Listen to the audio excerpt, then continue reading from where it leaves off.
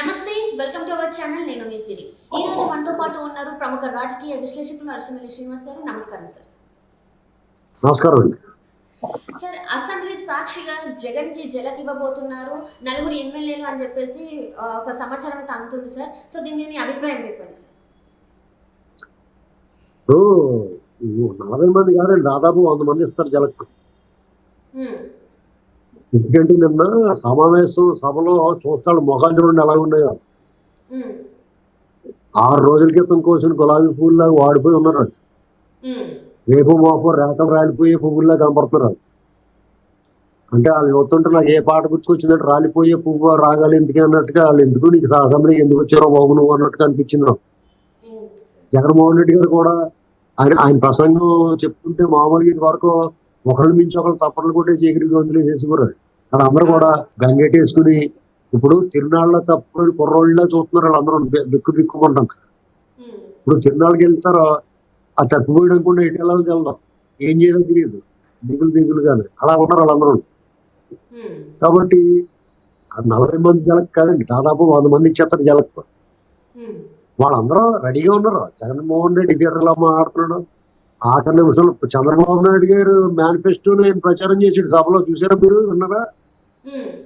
అవన్నీ చూసిన తర్వాత వాళ్ళకి ఇక మా ఓడి పని అయిపోయింది, ఇక ఏం మాట్లాడుతున్నాడు ఆయనకి తెలియట్లేదు అనుకుంటున్నారు. అంటే ఒక కన్ఫ్యూజన్ లో అనుకోవచ్చా సార్? ఇప్పటి వరకు అంటే చాలా మంది ఎమ్మెల్యేలు బయటికి పోవడం వల్ల ఆయన ఒక భయభ్రాంతులకు గురయ్యారని అనుకోవచ్చా సార్ మనం?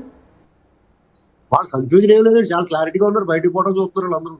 జగన్మోహన్ రెడ్డి గారు భయపడుతున్నారేమో అనిపిస్తుంది. ఎందుకంటే మేము ఓడిపోతాం, ఇంకా ఈ పార్టీ నుంచి వైసీపీ పార్టీ నుంచి అందరూ జనసేనకి కానీ టీడీపీ కానీ వెళ్ళిపోతున్నారు, లేకపోతే కాంగ్రెస్ లోకి వెళ్ళిపోతున్నారు. ఇప్పటి నుంచి ఇంకా నా పార్టీ ఇక్కడ ఇంకా అయిపోతుంది అని చెప్పేసి అనిపిస్తుంది. అంటే భయంకి గురైపోయారని అనిపిస్తుంది సార్. ఆయన ఏం భయపడతలేదండి, ఆయనకి తెలియదు. ఆయన ఓడిపోతున్నాను అనుకోవట్లేదు, మళ్ళీ నేనే గెలుస్తాను అనుకుంటున్నాడు. ఇప్పుడు వాళ్ళు అలా భ్రమలో ఉన్నాడు అతను. మనకు తెలుస్తూ ఉంటది కదండి, కొంతమంది అరాకు మాటలు మాట్లాడుతూ ఉంటారు. నా లాటరీ తగిలింది, 100 కోట్లు వచ్చినాయి, దాంతో అలా చేస్తారని పిచ్చుకో వీళ్ళు ఉంటారు కదా, వచ్చి మాట్లాడుతూ ఉంటారు పండగలప్పుడు కట్టండి. అలా మాట్లాడుతున్నట్టుగా అనిపిస్తుంది మనకి. అది అంతా కొట్టిదని మనకు తెలుసు, కానీ వాళ్ళు నిజవరకు మాట్లాడుతూ ఉంటారు. ఆయన ఆ భ్రమలో ఉన్నాడు. వీళ్ళందరికీ క్లారిటీ ఉంది. జగన్మోహన్ రెడ్డి గారికి క్లారిటీ లేదు, నేను మళ్ళీ గెలుస్తానేమో కానీ ఈ మాటలన్నీ మాట్లాడుతున్నాడు. ఆ కూడా ఉన్న వాళ్ళు అందరికీ తెలుసు. వాళ్ళందరూ కూడా దుకాణం చేస్తున్నారు, మెల్లమెల్లగా బట్టలు సర్దుకుని రెడీగా ఉన్నారు ఎప్పుడైనా వెళ్ళిపోతాను.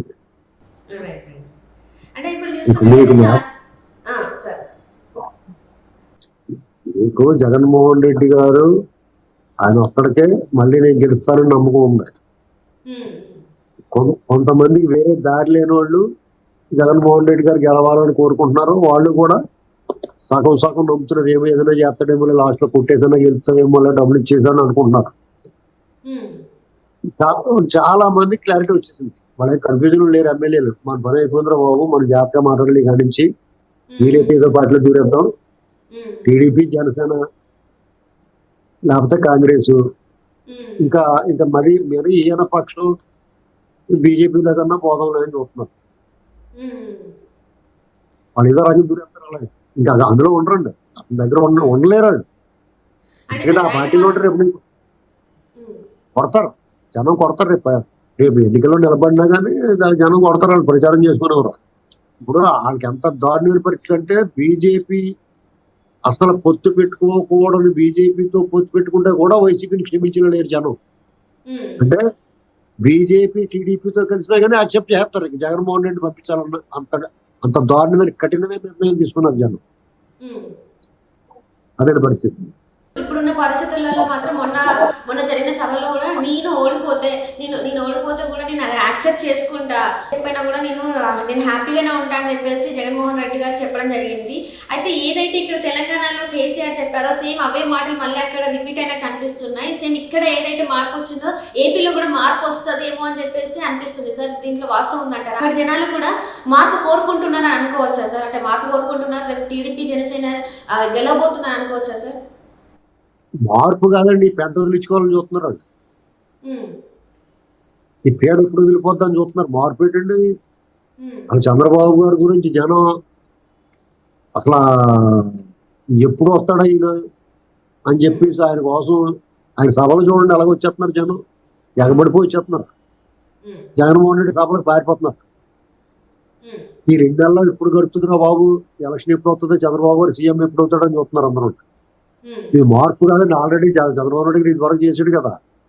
ఉమ్, కాబట్టి మళ్ళీ నువ్వే రావాలయ్య బాబు, మా దోల తీరిపోతే ఇక్కడ దెబ్బేసాడు, మాకు ఇతను నమ్మేము, సూట్ కేసు చూస్తుండే మరి బాత్రూమ్కి వెళ్తే ఈ సూట్ కేసు ఎట్టి పారిపోతాడు కదా దొంగోళ్ళు, అలా చేసాడు ఇతను, మమ్మల్ని నమ్మించని నువ్వే రావయ్య బాబు అని అడుగుతున్నారు. ఉమ్, మన చేత ఇది పెద్ద మార్పు తీర్పు, మన ఊరికే పెద్ద అంచనాలు ఏమయ్యాయి ఇక్కడ, అయిపోయింది, జగన్ పని అయిపోయింది. ఉమ్, మనం దీని గురించి పెద్ద బుర్రలు బద్దలు కట్టుకుని ఆలోచించి పని నేను జాగ్రత్త చేసుకోవాలి, ఆలోచన అంతే. అందరినీ తెచ్చుకుని ఓట్లు వేయించుకోవాలి. ఉమ్, ఎవడన్నా అడ్డం పడి ఓవర్ యాక్షన్ చేస్తాడు, ఫుల్ ఓటింగ్ ఇవ్వాలి, అంతే ఉమ్, ఉమ్. జనం అందరూ కలిపి. అంటే ఇప్పుడు మాకు చాలా మంది మీ కొత్త అంటే ఎమ్మెల్యేలను ఎంపీలను మారుస్తున్నారు కదా సార్, మారుస్తున్న వాళ్ళకి చెప్పడం ఏంటంటే మీ పనితనం బాగాలేకపోవడం వల్లనే మారుస్తున్నామని కూడా చెప్తున్నారు కదా సార్. అంటే అందులో వాళ్ళకి ప్రజల నుంచి వ్యతిరేకత లేకపోయినా కూడా అక్కడ నుంచి వాళ్ళ సీట్ని మారుస్తున్నారు కదా. సో అలా ఎందుకు చేస్తున్నారు సార్ జగన్మోహన్ రెడ్డి గారు? వేరే వాళ్ళకి ఊసిపోక ఏం చేయాలక క్యాండిడేట్లు లేక ఫ్యామిలీ ప్యాకేజ్ కింద ఇస్తున్నాడు, అందరూ ఒక ఇంట్లో 5 6 వెళ్ళి. తర్వాత ఉన్న వాళ్ళు మార్చేసి కొత్త వాళ్ళు ఇస్తేనే పని జరుగుతామని చూస్తున్నాడు. వాళ్ళు కూడా సరే ఏదో ఎమ్మెల్యే కంటెస్టెంట్ క్యాండిడేట్ అనిపించుకోవాలని కొత్త వాళ్ళు చేరుతున్నారు. జగన్మోహన్ రెడ్డి గారు రేపు పొద్దున్న టికెట్ ఇచ్చిన వాళ్ళు కూడా చాలా మంది పోటీ చేయరు, బీఫారాలు తీసిన ఇంటికి ఫోన్ కట్టేసి కూర్చుంటారు ఇంట్లో. ఇప్పటికే చాలా మంది ఫోన్ కట్టేశారు. అలాగే రేపు అందరూ కలిసి ఫోన్ కట్టేస్తారు. అదే ఎలక్షన్ బహుశా పోటీ పడకపోవచ్చు అనుకుంటుంది. కాంగ్రెస్ ఉంటుందేమో పోటీలో, వీళ్ళు ఉండరు అనుకుంటుంది. అదే సార్, అంటే చాలా మంది టికెట్ ఇస్తా అన్నా కూడా నో చెప్తున్నట్టు కూడా వార్తలు వస్తున్నాయి. వైసీపీ నుంచి వెళ్ళి మీకు టికెట్ ఉందన్న కూడా నో, వాళ్ళే పక్కకు జరుగుతున్నట్టు కూడా మనకి వార్తలు వస్తున్నాయి. ఆ పక్కకు జరిగిన వాళ్ళు టీడీపీలోకి వస్తున్నట్టు కూడా వార్తలు వస్తున్నాయి సార్. అంటే టీడీపీలో కూడా అందరినీ తీసుకోరండి. కొంతమంది టీడీపీ, కొంతమంది జనసేన కొంచెం మంచి వాళ్ళు అన్న వాళ్ళు తీసుకొని మిగతా వాళ్ళందరూ పని చూసుకోమని చెప్తారు. వాళ్ళందరూ కాంగ్రెస్ లో పోతారు. జగన్మోహన్ రెడ్డికి లీడర్లో ఉండరు, కేడర్ ఉండదు, మొత్తం అందరూ పోతారు. సాధారణంగా కొన్ని పార్టీలు లీడర్లు పోతారు, కేడర్ ఉంటుంది. కొన్ని పార్టీలు కేడర్ పోతారు, లీడర్లు ఉంటారు. కానీ ఈ పార్టీలో విచిత్రం ఏంటంటే లీడర్లు కేడర్ 2 పోతాయి. జగన్మోహన్ రెడ్డి, సజ్జల రామకృష్ణ రెడ్డి వాళ్ళ కొడుకు భార్గవ రెడ్డి ఉన్నారు, 10 మంది వాళ్ళు మిగులుతారు. వాళ్ళే కూర్చొని రౌండ్ టేబుల్ సమావేశం పెట్టుకుని మాట్లాడుకుంటారు రోజు జైల్లో. సో ఇప్పటికైతే ఇప్పుడున్న సమాచారం ప్రకారం ఏంటంటే మనకి 40 మంది ఎమ్మెల్యేలు మాత్రం చంద్రబాబు నాయుడు గారి కోసం అయితే వెయిట్ చేస్తున్నారు, ఆయన అపాయింట్మెంట్ కోసం వెయిట్ చేస్తున్నారు, ఆయన కలవాలని చెప్పి వెయిట్ చేస్తున్నారు అయితే తెలుస్తుంది సార్. సో ఇప్పుడు మరి ఈ 40 మంది టీడీపీలోకి వచ్చే అవకాశం ఉందంటారు? బాబు గారి కోసం వెయిట్ చేస్తున్నారంటే వచ్చే అవకాశం ఏంటండి? ఆయన గేట్ తీస్తే దూకేస్తాను చూస్తున్నారు. ఇది వరకు చిరంజీవి సినిమా, రామారావు గారు, కృష్ణ గారి సినిమాలకి గేట్ తీసేదాకా జనం వెయిట్ చేసేవారు. గేట్ తీయగానే ఒకరినొకరు తొక్కిసినట్టు అయిపోయింది. ఇది వరకు చెప్పారు టీడీపీ ఆఫీస్ తొక్కిసినట్టు జరుగుతుందని, అదే జరుగుతుంది. అవకాశం ఏంటంటే వాళ్ళు రెడీగా ఉన్నారు, చూస్తారు. అవకాశం ఏంటి వాళ్ళు చెప్తారు. వీళ్ళు రెడీ అంటే 1 2 3 అంటే దూకేస్తారు అంతే వచ్చి.